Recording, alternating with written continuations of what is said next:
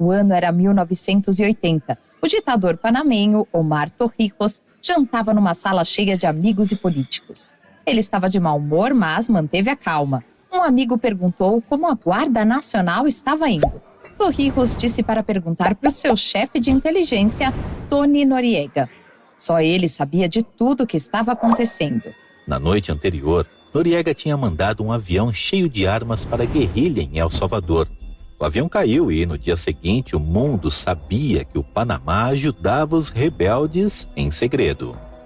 O que realmente preocupou Torrijos foi que Tony Noriega nem mesmo tinha dito a ele que a missão estava acontecendo. Torrijos tinha dado a Tony um poder quase sem limite. Confiava nele para tudo. E agora Noriega guardava os segredos dele. Se ele não foi informado sobre essa grande operação militar, o que mais escondia seu aliado de maior confiança? Por tudo que Torrijos sabia, enquanto estava a salvo no jantar do Capitólio com seus amigos poderosos, Tony Noriega podia estar planejando sua morte. Esse é o nosso segundo episódio sobre o ditador Manuel Antônio Noriega, um tirano que dirigiu uma das mais bem-sucedidas redes criminosas e monopólios secretos de inteligência do mundo nos anos 70 e 80. Nós damos uma olhada no tempo de Noriega como ditador do Panamá e no golpe americano que finalmente derrubou ele. Manuel Antônio Noriega foi o poder por trás da ditadura militar panamenha de 1968 a 1981, assim como um dos mais importantes informantes da CIA. Sendo valioso para os americanos e braço direito do ditador Omar Torrijos, Noriega, de 42 anos, desfrutou de mais poder do que jamais sonhou ser possível. Com total imunidade às leis, assumiu o controle dos vastos impérios de contrabando de drogas e armas do Panamá, e também lucrou em cima de cada pedaço de contrabando que cruzou a fronteira. Ele também, como a CIA estava prestes a descobrir, coletou segredos de várias potências mundiais e vendia para quem pagasse o valor mais alto. Os americanos descobriram onde estava a verdadeira lealdade de Noriega no verão de 1976. Foi um momento difícil entre os Estados Unidos e o Panamá. As negociações do Tratado do Canal tinham criado problemas e o povo do Panamá tinha deixado suas intenções bem claras. Os americanos tinham ocupado a zona do canal por 73 anos e era a hora deles irem embora. O premiado informante da CIA, Tony Noriega, estava só colocando lenha na fogueira.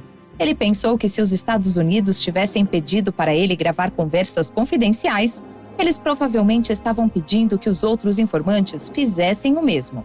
E essas gravações iam valer uma fortuna para outras potências mundiais. Noriega encontrou o elo fraco no sistema, os próprios sargentos militares dos Estados Unidos. Ele subornou alguns soldados para vender suas fitas de suas conversas com estrangeiros poderosos. Depois, vendeu as fitas para os cubanos, soviéticos e qualquer outro que tivesse disposto a pagar um bom preço. Quando o exército americano descobriu o que tinha acontecido, repreendeu os sargentos, fechou os arquivos e abafou o episódio vergonhoso. Mas o escândalo finalmente começou a vazar.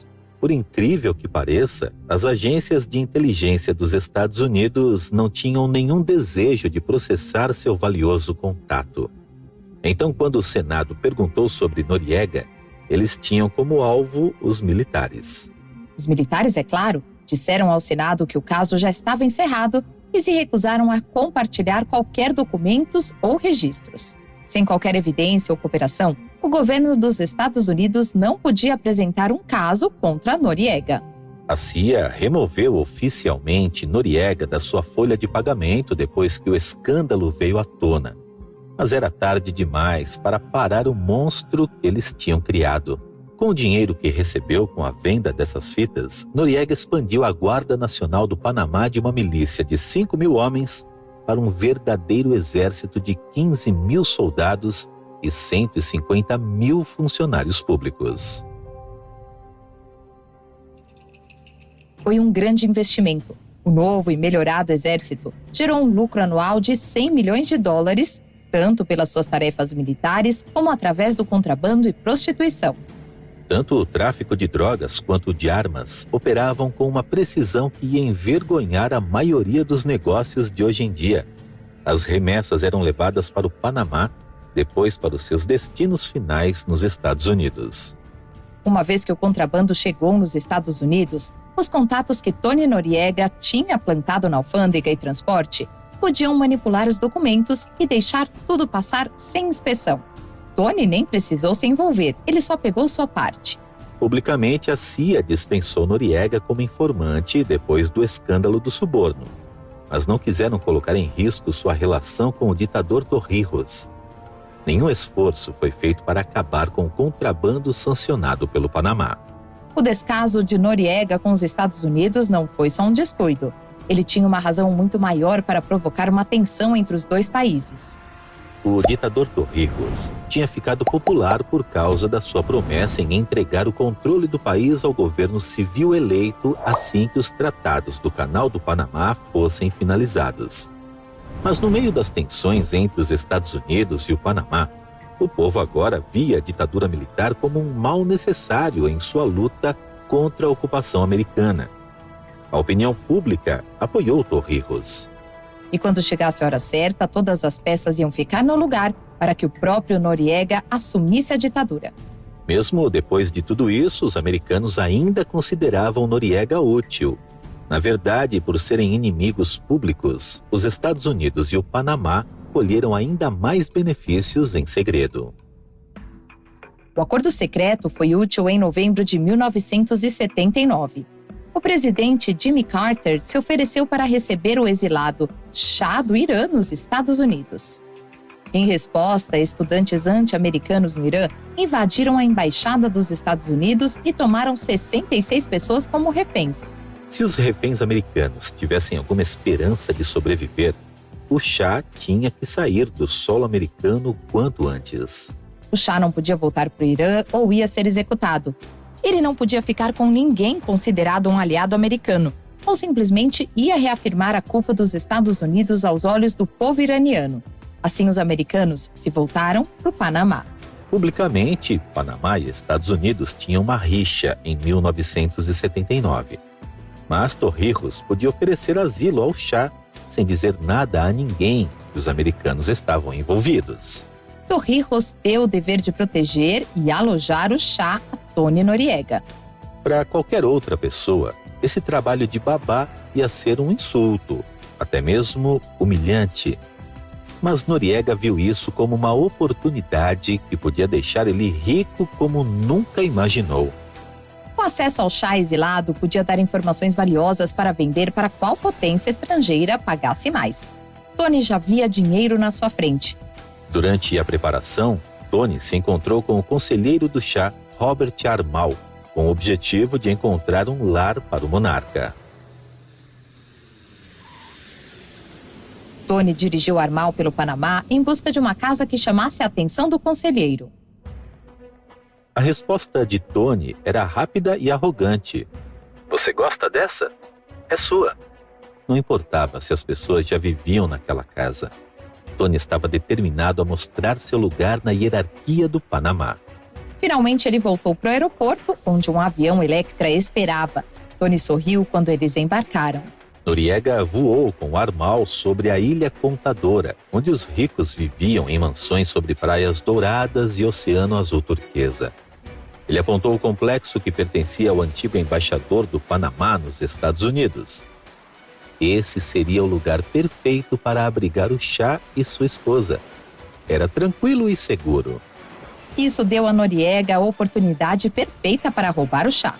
Os planos de Tony para a viagem do Shah foram extensos.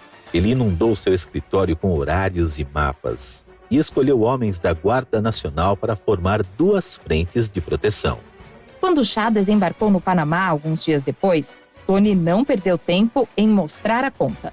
Ele cobrou do Shah pelo pagamento dos seus guardas, depois pediu $10 mil por mês por 2 cabanas pequenas onde os homens pudessem ficar. O Shah também foi cobrado pelas refeições dos guardas, álcool e rodadas com prostitutas. Ele cobrou o Shah pela van que estacionou ao lado da casa e pelos microfones que ele plantou em segredo nos cômodos. Então, cobrou os mesmos valores para o orçamento da defesa panamenha e assim manteve todos os pagamentos do chá para ele mesmo. Durante a visita de 100 dias do monarca, Tony embolsou mais de 12 milhões de dólares. E isso mal chegou perto do que ele ganhou quando vendeu as gravações do chá e sua esposa a governos estrangeiros. Na maioria das vezes, o ditador Torrijos concordou com o oportunismo do seu chefe de inteligência, mas ele se preocupou com quanta influência ele tinha permitido que Tony Noriega acumulasse. Ele nunca se preocupou muito com assuntos do Estado e logo ficou entediado com suas responsabilidades políticas. Por anos ele ficou feliz em deixar Noriega dirigir o país. Mas em 1981, o tédio passou a dominar todos os aspectos da vida do ditador. Tinha perdido sua sede por riqueza e poder. Ele até deixou de ser um mulherengo e voltou a se apaixonar por sua esposa. Ele pensou em se demitir, mas tinha medo de como ia ficar o país se deixasse Noriega assumir o controle. Naquela época, Noriega sabia mais sobre os assuntos do Panamá do que Torrijos. Ele conduzia suas próprias operações de inteligência e missões militares sem nem dizer para o ditador. Torrijos começou a se perguntar o que mais ele não sabia e se o seu leal parceiro podia realmente ser confiável. Ele não precisou se preocupar por muito tempo. Em 31 de julho de 1981, o avião de Torrijos caiu em uma montanha. Sua morte foi instantânea. Ninguém sabe se isso foi um acidente planejado pela CIA, por líderes da oposição anti-Torrijos ou pelo próprio Noriega, já que ele mesmo nunca investigou o caso. Seja qual for a causa, a morte de Torrijos criou um vácuo no poder.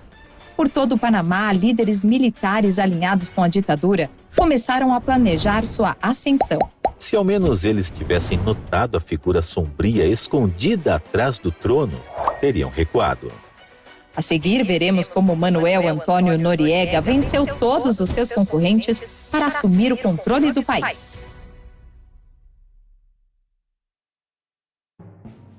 Agora de volta à história. Manuel Antônio Noriega tinha controlado o Panamá durante anos antes do ditador Torrijos finalmente morrer em 1981. Agora ele tinha que lutar para continuar no poder enquanto o país procurava seu próximo líder militar. Apesar de sua preguiça e corrupção, Torrijos tinha sido um líder popular. Oportunidades de trabalho tinham disparado enquanto bancos e operações de lavagem de dinheiro invadiram o país. Ele também não tinha tentado controlar a vida pessoal dos seus cidadãos, como tantos outros ditadores tinham tentado fazer antes dele. Tony Noriega aterrorizou o partido de oposição. A disputa estava acirrada, mas quando Torrijos morreu, o público queria um sucessor que mantivesse seu legado vivo. No começo, o chefe de gabinete de Torrijos, Coronel Flores, assumiu o cargo de ditador. Flores era muito parecido com Torrijos. Ele não gostava de governar, não sabia muito sobre liderança militar e pouco se importava com a liderança civil. Mas as atitudes de Flores deixaram ele fraco aos olhos dos 3 homens atrás dele na linha da ditadura. O primeiro na fila depois de Flores foi o coronel Rubem Paredes, que nós mencionamos no episódio anterior. Ele tinha sido enviado para Cuba com Noriega para negociar com Fidel Castro. Rubem Paredes era bonito, articulado e confiante. E, em muitos aspectos, o candidato ideal. Ele era um mestiço de classe média, o que fazia dele atraente para as classes mais baixas. Além disso, também era um criador de cavalos, o que ligava o militar às elites. O segundo na fila foi o coronel Contreras, que supervisionou uma grande seção da Guarda Nacional. E o terceiro na fila era Tony Noriega. Ele ficou perto de Torrijos, mas como tenente-coronel, tinha menos poder do que os outros. Se ele quisesse manter sua influência, ia precisar dar um jeito. Pouco depois da morte de Torrijos, em 1981, esses 3 líderes militares se encontraram em segredo para discutir o que fazer com seu novo ditador, o Coronel Flores. O Coronel Paredes, que foi o primeiro na fila, se comprometeu a equilibrar o poder entre o governo militar e o civil. Mesmo sendo um militar, acreditava que o poder dos militares tinha ficado fora de controle. Seu plano era ser um ditador e, aos poucos, transferir mais poder para o setor civil e então sair da figura de ditador militar para virar um presidente civil, O povo panamenho ia ficar satisfeito com esse progresso e os governos civil e militar iam poder finalmente se ajudar ao invés de lutar pelo poder. Se ele tivesse alguma chance de conseguir isso, precisava ter certeza que os dois homens na fila atrás dele, Contreras e Noriega, não iam tentar dar um golpe e assumir o controle. Assim, Paredes propôs um acordo. Iam trabalhar juntos para derrubar Flores e então iam se revezar no poder. Paredes ia ser o comandante de 1981 a 1983. Depois ia entregar o poder a Contreras e em seguida concorrer à presidência em 1984. Contreras ia assumir o controle de 1984 a 1986. E Noriega podia ter sua chance de 1987 a 1989. Todos concordaram. Só tinha um problema. Eles precisavam se livrar de Flores. O plano era usar a Guarda Nacional para cercar a sede do governo onde Flores estava hospedado. Depois iam pressionar Flores a deixar seu posto.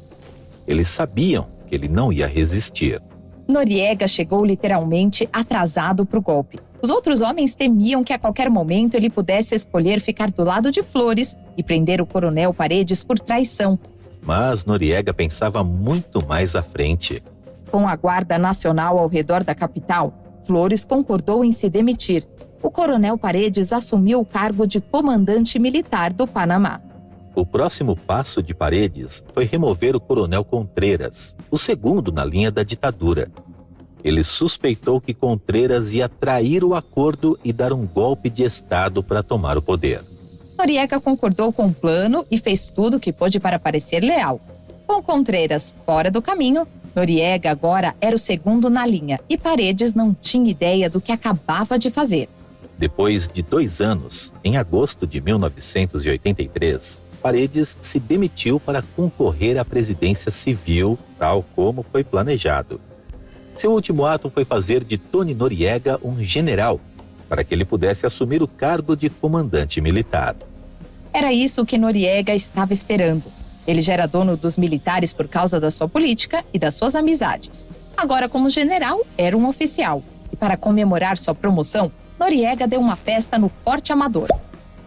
Foi uma das maiores e mais brilhantes festas da história do Panamá. Tinha um desfile militar completo, com cavalos e uma lista VIP com influentes generais americanos. Noriega fez um brinde e agradeceu a Paredes, mas todos na sala sabiam quem realmente tinha o poder naquele país. Como um reconhecimento final, Noriega disse a Paredes: "Bom salto, Rubem." Era uma frase que os paraquedistas diziam antes de pularem dos aviões.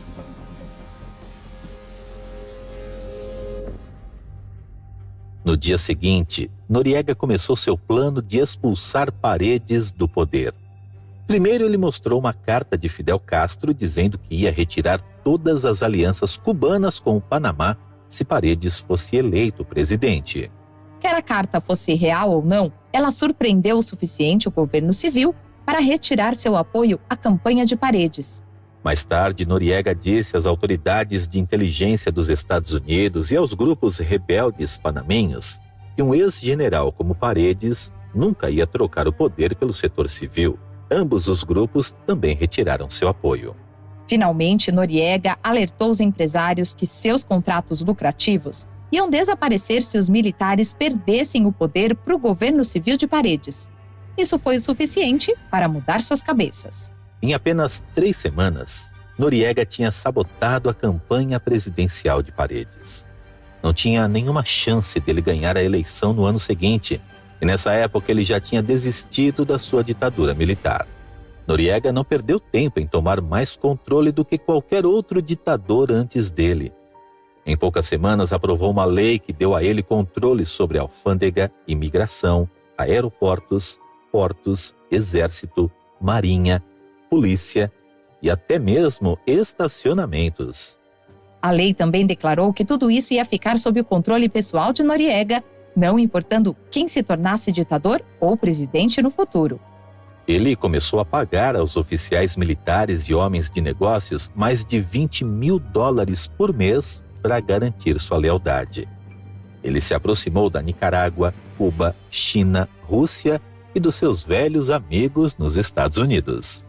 Ele expandiu seu envolvimento no contrabando de drogas no Panamá, chegando ao cartel de Medellín, um dos maiores cartéis de cocaína da Colômbia.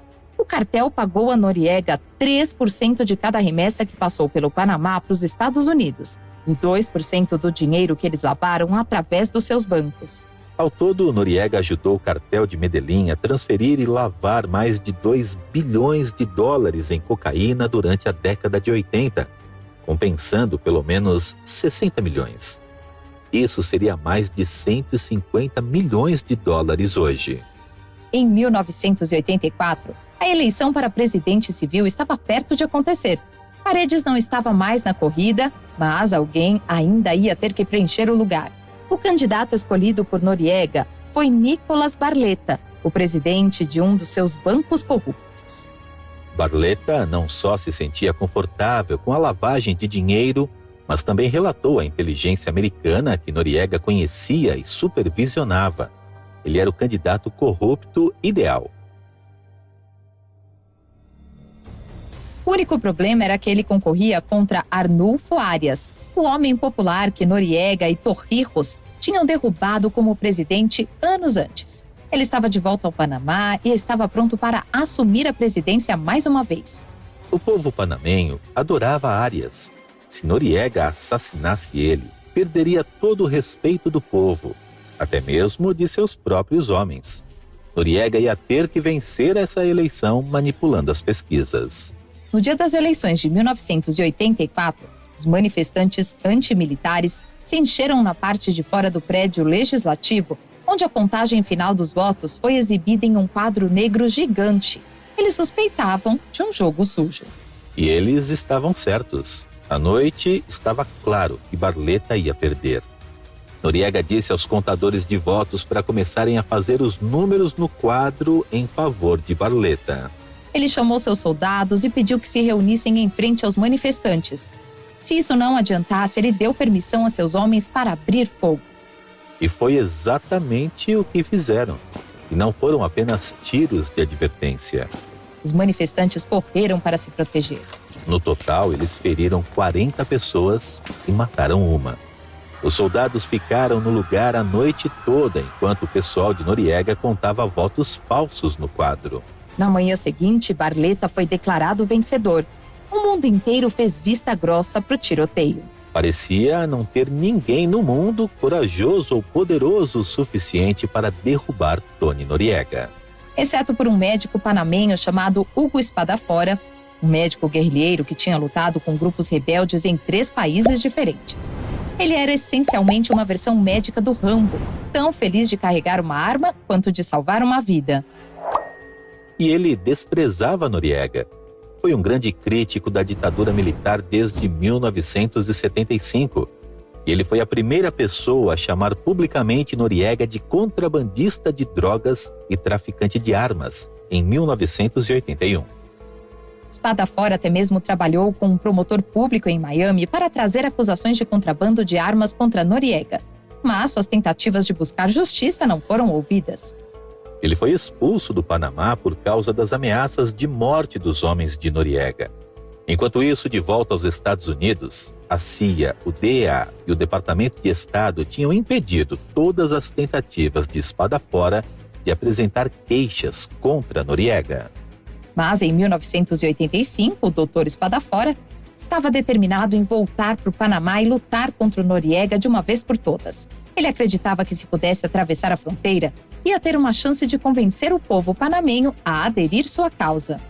Em 13 de setembro de 1985, o doutor Espadafora embarcou em um ônibus para o Panamá.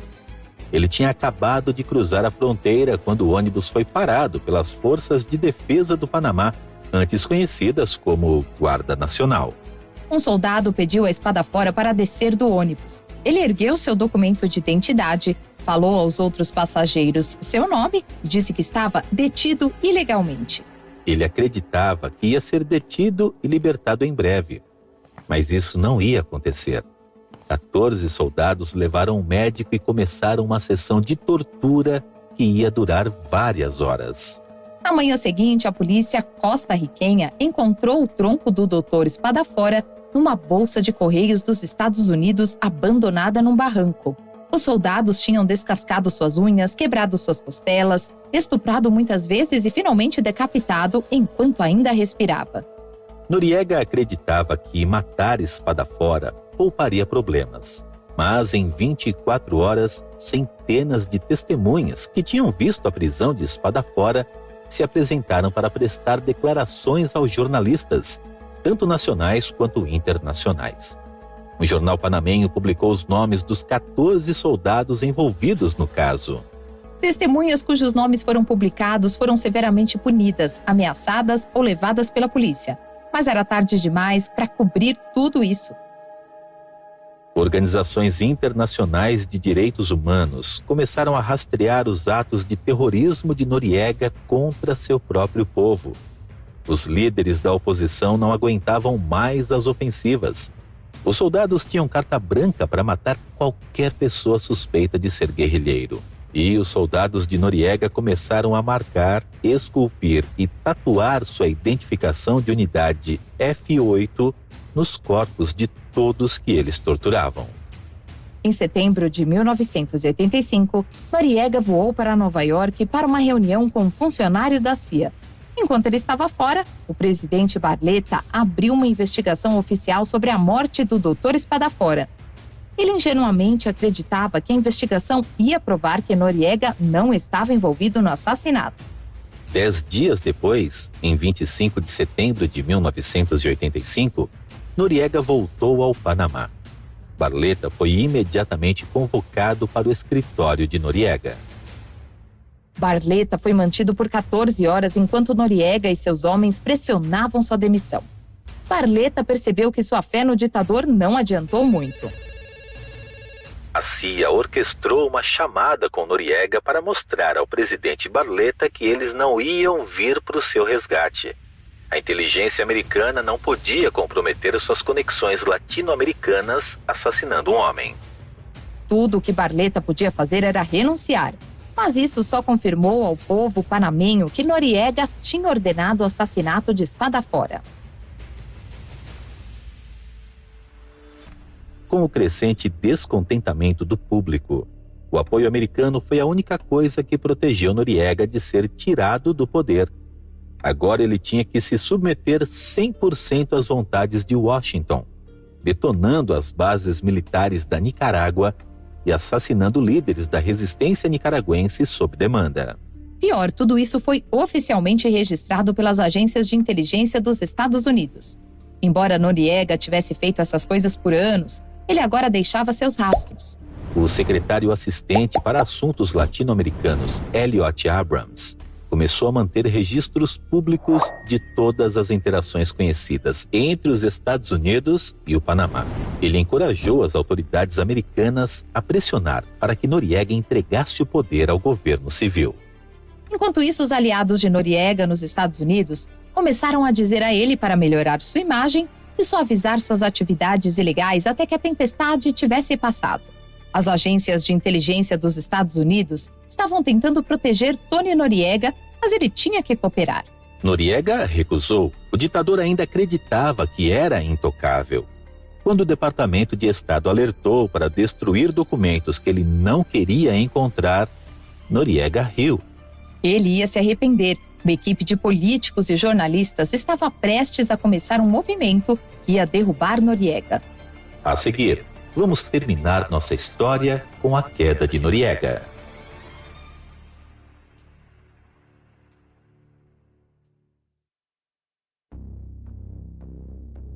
Agora, de volta à história. Em 1986, depois de só 3 anos como ditador, os crimes de Manuel Antônio Noriega tinham atingido grandes proporções. Seus crimes de guerra e violência contra seu próprio povo ficaram mais difíceis de ser ignorados pelas agências de inteligência dos Estados Unidos. O senador americano Jesse Helms se zangou com o assassinato do Dr. Hugo Espadafora, mas era difícil encontrar alguém que apoiasse as sanções contra o ditador. Ele pediu à irmã do Dr. Espadafora para escrever um apelo ao Senado e encontrou provas de que os Estados Unidos ajudaram a derrubar o presidente Barletta no Panamá. O senador John Kerry se juntou à luta e fez um grande esforço bipartidário. Isso era só o começo. Em 12 de junho de 1986, o jornalista Seymour Hersh escreveu uma longa exposição sobre os crimes e violações dos direitos humanos de Noriega. Isso apareceu na primeira página do New York Times, onde ninguém podia ignorar. Em resposta, Noriega prendeu um navio americano viajando pelo Canal do Panamá para afirmar seu poder sobre os Estados Unidos. Mas isso só conseguiu provar que os senadores e jornalistas estavam certos. A CIA tentou encobrir a história, mas o senador Helms manteve a pressão. Em 1986, ele escreveu uma cláusula no projeto de lei de dotações de inteligência que exigia que a CIA compilasse um relatório sobre os abusos dos direitos humanos de Noriega. Os senadores Helms e Kerry finalmente tiveram o apoio e as provas que precisavam para investigar o ditador. Noriega ignorou a pressão. Em 22 de agosto de 1988, ele deu uma grande festa para comemorar seu 5º aniversário como ditador militar. 2.000 convidados vieram para beber, rir e tirar sarro de Helms, Kerry e o jornalista Seymour Hersh em frente ao prédio legislativo do Panamá. Grupos rebeldes apontaram essa festa extravagante como prova de sua corrupção. Noriega queimou jornais, torturou e marcou líderes da resistência e reprimiu as liberdades civis, mas não conseguiu silenciar seus críticos. A história continuou por quase 3 anos, com o terror aumentando a cada dia. Nem os rebeldes nem os americanos conseguiram reunir apoio e provas suficientes para derrubar ele. Então, no dia 15 de dezembro de 1989, Noriega mudou tudo. Ele se declarou líder supremo do Panamá e suspendeu totalmente a Constituição. Em poucas horas veio a notícia de que ia ter um golpe orquestrado, não só pelos próprios soldados de Noriega, que finalmente tiveram o suficiente da sua brutalidade, mas também pelos americanos, que foram profundamente envergonhados por ele em face da investigação do Senado. Noriega enviou seus soldados mais leais para defender seu complexo. Eles bloquearam estradas, apontaram suas AK-47s e revistaram os carros que se aproximavam. Pouco depois das 21 horas da noite seguinte, 4 fuzileiros norte-americanos em um carro fizeram uma curva errada numa rua que os soldados de Noriega tinham bloqueado. Incapazes de se retirar, os fuzileiros só podiam sentar e esperar, enquanto os soldados rodeavam eles, gritando calúnias e ameaças. Quando o carro à sua frente avançou, os fuzileiros se apressaram e os homens de Noriega abriram fogo. As balas perfuraram o carro e atingiram um dos fuzileiros na traseira. O motorista acelerou. Ele não tinha ideia de onde ficava o hospital mais próximo. No bloqueio da estrada, um casal americano que passava chegou perto demais e foi preso e levado para ser interrogado. Os soldados atingiram várias vezes o marido na virilha e pediram informações sobre os fuzileiros navais que se afastaram. Disseram que se ele não falasse, eles iam revezar violando sua esposa. Quando perceberam que o casal não sabia de nada, os soldados soltaram eles, mas o dano foi feito. O casal relatou imediatamente o que tinha acontecido às autoridades americanas. Do outro lado da cidade, o marinheiro ferido morreu por perda de sangue minutos depois de chegar ao hospital. Alguns dias depois, esses 2 incidentes desencadearam a maior invasão dos Estados Unidos desde a Guerra do Vietnã. Em 18 de dezembro de 1989, 3 dias depois de se declarar líder supremo, Noriega ouviu de seus últimos aliados na inteligência americana que algo grande estava por vir. Tony Noriega estava com o tempo contado. No dia seguinte, espiões soviéticos monitorando bases militares americanas alertaram Noriega de que os americanos estavam prestes a fazer sua jogada. Noriega fugiu do seu complexo para se esconder com os poucos amigos que ainda tinha. O poderoso líder foi reduzido a andar de casa em casa na parte de trás de um carro batido. Ele teve que rastejar pelo chão, fora da vista das janelas. Seus guarda-costas agora ditavam para onde ele podia ir, se podia ficar de pé ou se podia usar o telefone. 2 dias depois, em 20 de dezembro de 1989, 2 aviões com poder de fogo sobrevoaram o complexo Noriega e o destruíram. Soldados americanos foram enviados para proteger o local, embora só sobrasse os escombros. A luta continuou nas ruas. Os soldados de Noriega jogaram coquetéis Molotov e granadas em tanques americanos. Dos 24 soldados americanos, 21 ficaram feridos, mas os Estados Unidos estavam só começando. Enquanto os homens lutavam perto do complexo, 2 homens apreenderam postos de controle militar em toda a área, anulando qualquer reforço para retomar a capital. Aviões da Força Aérea, paraquedistas e helicópteros invadiram o lugar. Mais de 27 mil soldados desembarcaram no Panamá em questão de poucos dias. Ficou claro que os panamenhos estavam em desvantagem. A maioria dos soldados de Noriega se renderam e muitos fugiram antes da chegada das tropas americanas. Enquanto isso, Noriega andava pelos andares dos abrigos, desamparado e incapaz de se defender. Ele sabia que seu tempo tinha acabado. Seu poder absoluto tinha desaparecido. Em uma última tentativa desesperada de evitar a punição, ele recorreu ao Vaticano para ter clemência e proteção dos Estados Unidos. Noriega conseguiu se refugiar na Embaixada do Vaticano por um tempo. Lá, ele passou o Natal em segurança. Mas os Estados Unidos logo descobriram onde ele estava. Eles cercaram a Embaixada do Vaticano, tocando música heavy metal de seus alto-falantes. A embaixada finalmente entregou Noriega em 3 de janeiro de 1990. No final, a invasão do Panamá custou 26 vidas americanas e mais de 300 vidas panamenhas. Embora algumas fontes digam que 7 mil civis morreram nessa época. Noriega enfrentou acusações nos Estados Unidos, França e Panamá por vários crimes, incluindo o tráfico de drogas e armas, assim como violações dos direitos humanos. Ele passou o resto da sua vida em prisões nos 3 países antes de morrer durante uma cirurgia cerebral em 29 de maio de 2017, aos 83 anos de idade. O sucesso da invasão americana também incentivou os Estados Unidos a continuar sua política de invasão e derrubada de governos estrangeiros quando eles ficam hostis aos seus interesses. Em 13 de fevereiro de 1990, as forças de defesa panamenhas foram desmanteladas. Nova força policial do país seria desarmada e o controle do Panamá ia ficar nas mãos do governo civil. O governo de Tony Noriega passou por incríveis altos e baixos, mas no final sua lealdade ao poder e ao dinheiro sobre seu próprio povo causou sua queda. Ele foi reduzido a um homem solitário e impotente, forçado a ver sua glória desaparecer cada vez mais.